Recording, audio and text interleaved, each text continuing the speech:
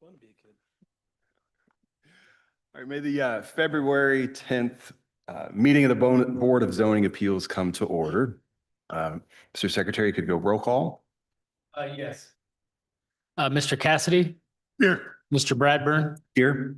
Mr. Garrett III, Here. Mrs. Newkirk. Here. Thank you. First item on our agenda is election of officers. The first step in the process is to open up nominations. So the floor is open for, actually, sorry, let me review.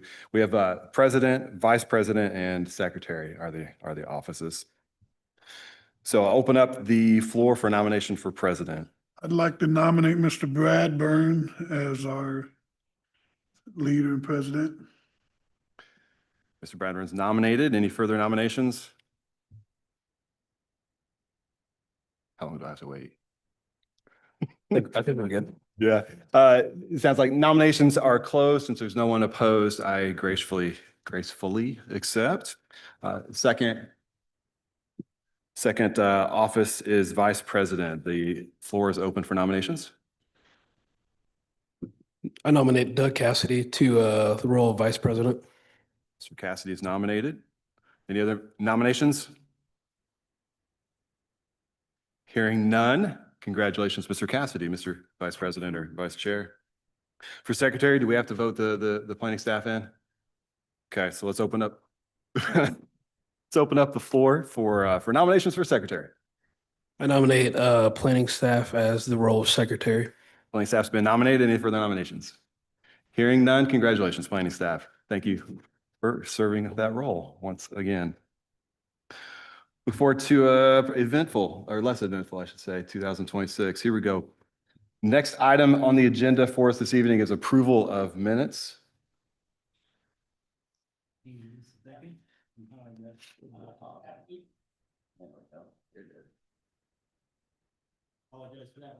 Not at all. Oh, approval of minutes for December. Yeah, the floor is open.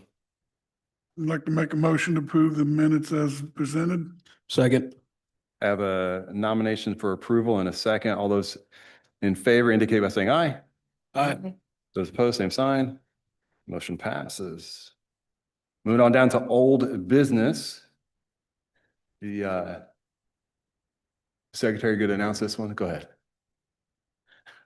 I can. First item under old business is BZA 2025-16, Aaron Callis 2205 North Michigan Road. That was petitioned by Mr. Callis for a development standard variances, and he has requested continuance.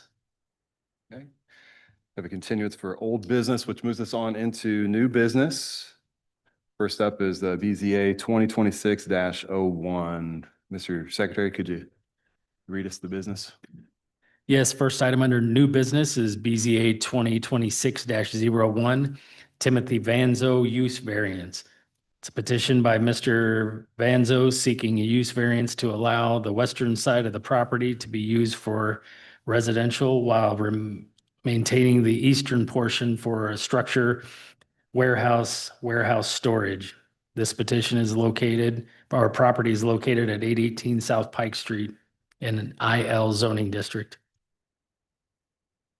Okay, so we'll open up to the petitioner. Yeah, go ahead. Yeah. There you go. I'll turn it on. Good evening. My name is Eric Glasgow with the law firm Stevenson Rife here on behalf of Mr. Vanzo. As the planning staff's indicated, this deals with 818 South Pike Street, which is a piece of real estate. Oh, you don't want that? Okay. Right behind the old Mickey's Tea Mart.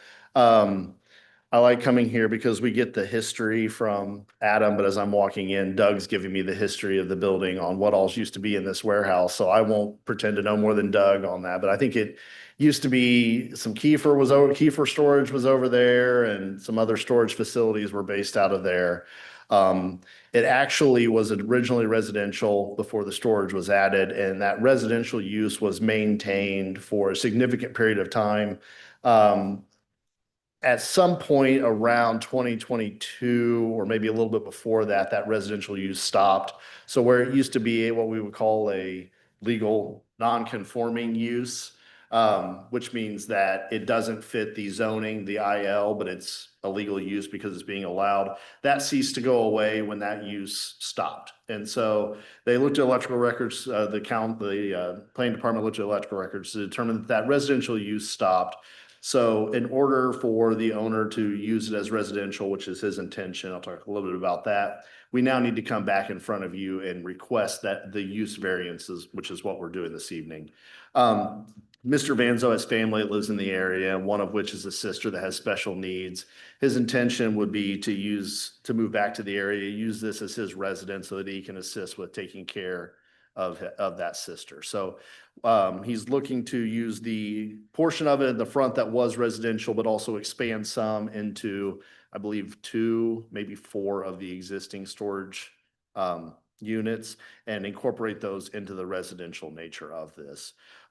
We gave you some site plans or some potential building plans, I believe, are part of the packet. I just kind of want to make it clear, building permits have not been applied for. The plans have not been finally approved with final authority. So these are kind of just a rough schematic of what the development would look like if it were to be approved for residential and they were to go through with the construction. And I'm happy to answer any questions you have. Excellent. Thanks. We'll open up to board questions. Start down here with Mr. Cassidy.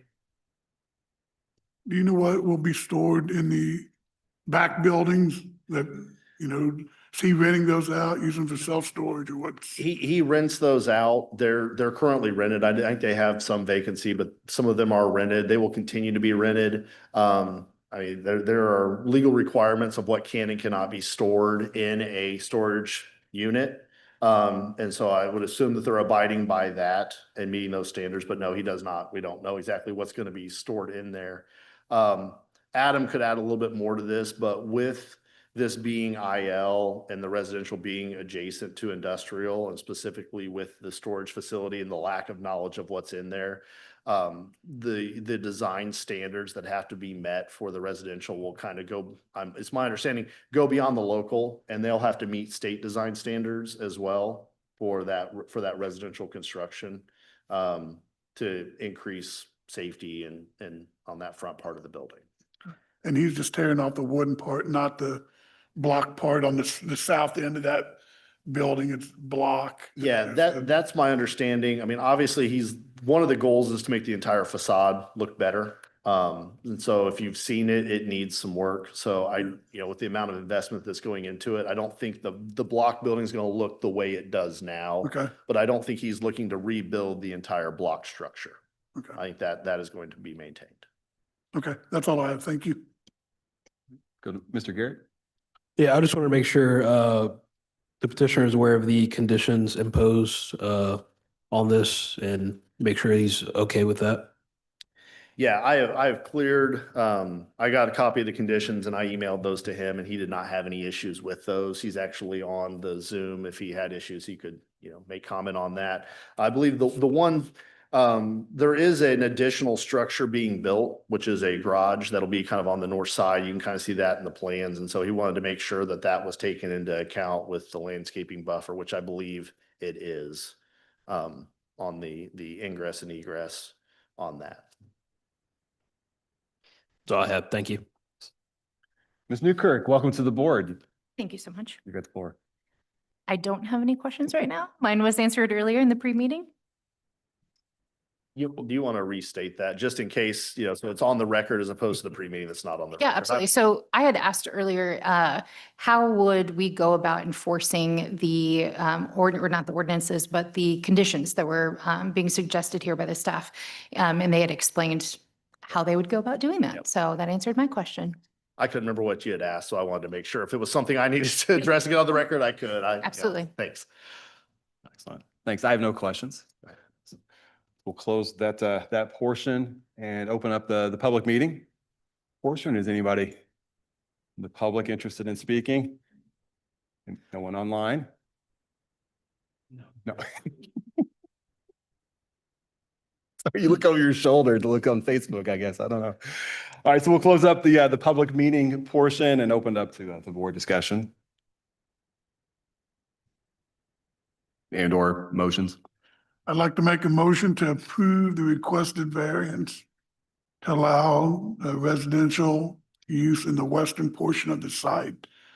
And according to the staff report and to approve include the 4 conditions that were listed. Got a motion? Do I hear a second? Second. Yeah. That was Ms. Newkirk, by the way, for the second. No, it's in there. It's in there now. Okay, we have a motion seconded. Please cast your ballot for BZA 2026-01.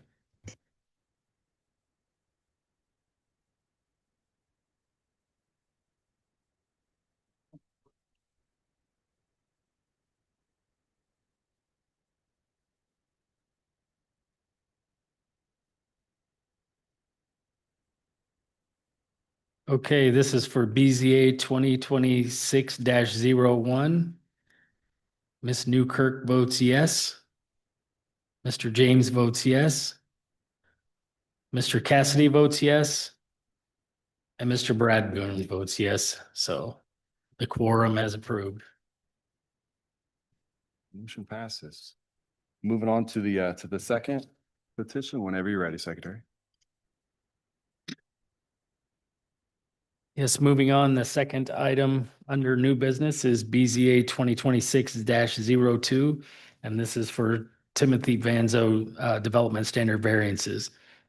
And the first variance is for a front yard setback, which is along Pike Street. So current zoning, any modification brings current setback, which would be 50 feet.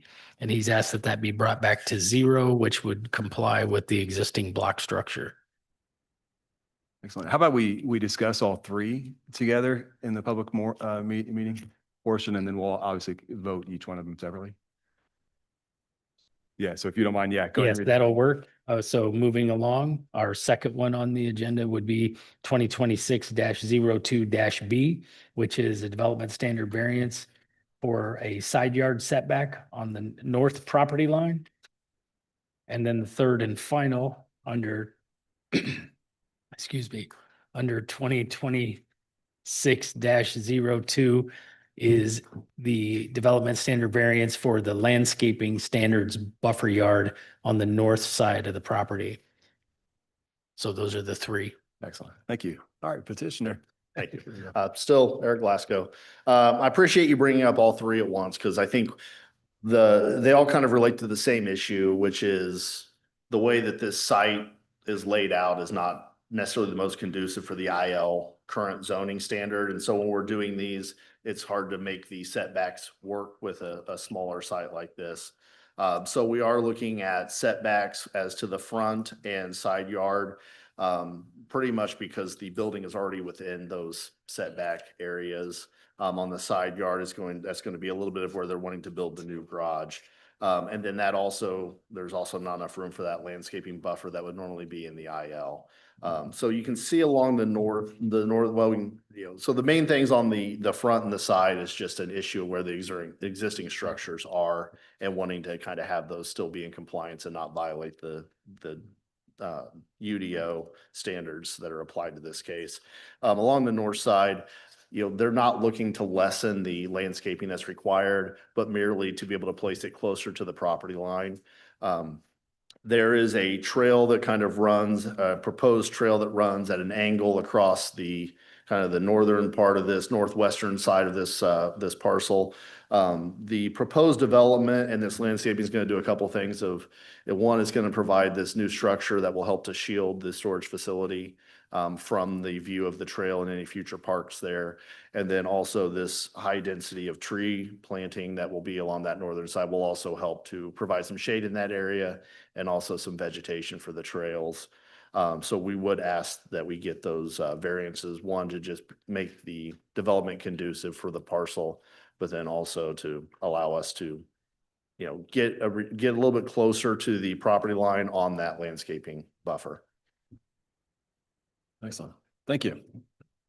Let's begin with board questions down there with Ms. Newkirk. I don't have any questions exactly. I just want to, if you could pass along to your client, thank you for wanting to invest in a current structure and beautify an area, especially a structure that doesn't currently look that great. So thank you for doing that. Mr. Garrett? Similar to Ms. Newkirk, just want to welcome Mr. Vanzo back to Shelbyville. Glad to have you back. All right, Mr. Cassidy?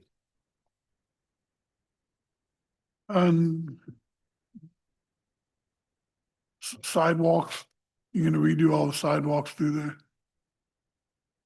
Or at least in front of that property, because driving by, it looks like they're breaking up. I know the city's supposed to, but within that, I would imagine, I mean, if you make that a stipulation of the construction, then that's definitely something for them to consider. I don't know what all that would entail at this point, partly because do we even own the sidewalks or are those city property? And when we start doing construction on city property, that's, I'll give you a better answer. They'll more than likely damage it. And if the sidewalks are damaged, they'll repair them. They'll have to replace them. So I don't envision them being able to build a 0-foot setback and not break the sidewalks that are there. So that I might have be an more- easier I have answer. more for faith in you. our construction, but okay, that's. oh, that's all I have. Thank you. Yeah, and I would just echo the other comments here. It's great when folks want to invest and reinvest in the community. Appreciate the application, very compelling, as well as the staff's report. So we'll close that portion, open up any public meeting or excuse me, public comment. All right, seeing none, we'll kick it back to the board up here then. I'd like to make a motion to approve the requested development standards variance from UDO 5.55-E setback standards, front yard setback reducing from 50 feet to 0 feet to match the existing structure in accordance with the documents submitted pursuant to the finding of fact presented in the planning staff's report. Got a motion to hear a second? Seconded by Mr. Cassidy. Please cast your votes for UDO 2026-2A. That's for the front yard setback.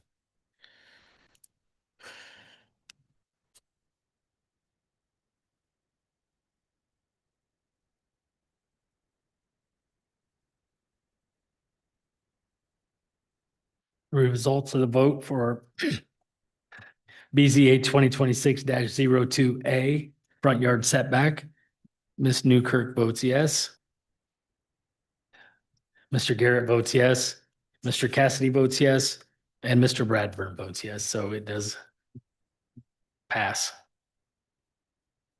Okay, moving on. Let's entertain the F, the side yard setback. I'd like to make a motion to approve the requested development standards variance from UDO 5.55-F setback standards, side yard setbacks reducing from 25 feet to 17 feet in accordance with the documents submitted pursuant to the findings of facts presented in the planning staff's report. Motion here a second. Second. Okay, got a motion and a second for UDO 2026-2. This is F, side yard setback. Please cast your votes.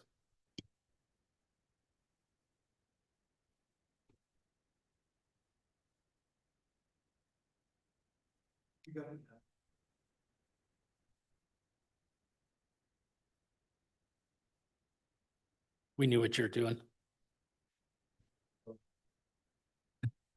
The result of the vote for BZA 2026-02B, side yard setback. Mrs. Newkirk votes yes. Mr. Garrett votes yes. Mr. Bradburn did not vote. And Mr. Cassidy votes yes. Mr. Bradburn also votes yes. So that passes. All right, last one. This one's C. Looking at the landscape standards. I'd like to make a motion to approve the requested development standards variance from UDO 5.32-H landscaping standards buffer yard type 3, reducing the buffer yard in accordance with the documents submitted pursuant to the findings of facts presented in the planning staff's report. All right, got a motion and a second for UDO 2026-2C. Please cast your ballots.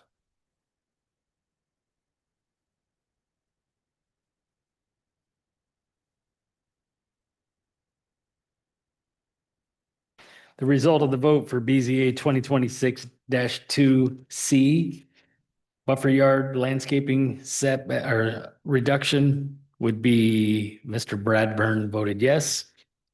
Mr. Cassidy votes yes. Mrs. Newkirk votes yes, and Mr. Garrett votes yes, so that also passes. Excellent. Congratulations. Appreciate your work and best of luck in the project. You have a timeline there? I do not. I think part of it becomes that, I mean, there are approvals to get the building permits. Adam, I know more on how long it takes the state to get approval, that it's not quick. It's because it's not fully a residential structure, it's called a class 1 structure. And it'll have to go to the state for construction design release where they do, there'll be a number of fire related codes that they'll have to comply with because of the mix of uses. So it could take several months probably, just depending on how far along they are in design.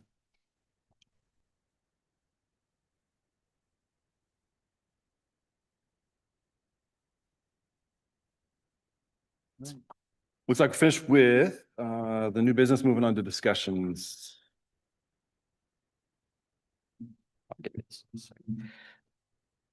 We had put the annual joint plan commission BZA meeting on here because I thought by now I'd know if we were actually going to be able to have an annual report done by the end of this month to have that meeting.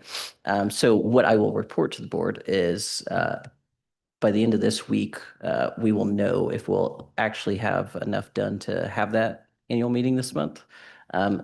One way or another, we will send a follow-up email to both BZA and the Plan Commission on when that joint meeting will be, so that we can review that annual report and some training. I'm going to squeeze some training in this year's annual meeting.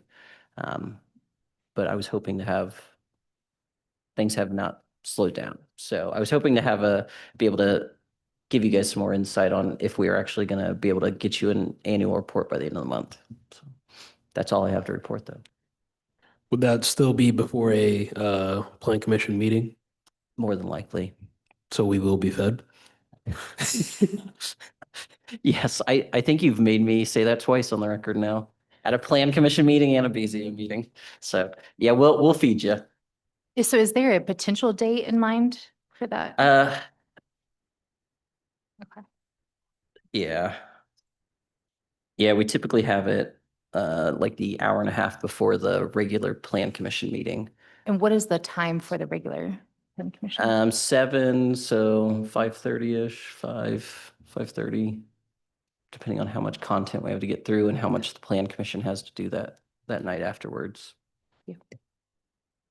And there will be a plan commission meeting. Yeah, that's all I have for discussion though. Motion adjourned. Accepted. Meeting adjourned. Yay. One down. Yay. Yes, okay. Too easy. We need to, yeah. Sweet. It is. It's nice. Put a liquor store in there, see if you guys. And a daycare. So half of the building daycare though, and the other half, the liquor store. Yes. That's what we need. Yeah.